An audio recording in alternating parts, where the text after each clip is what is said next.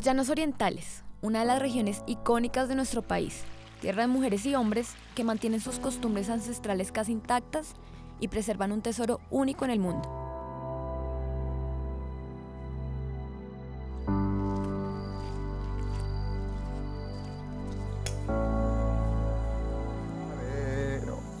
Y el ganado para gusto se llevaron los tranqueros y lo dejaron sepultado en medio de un barrialero.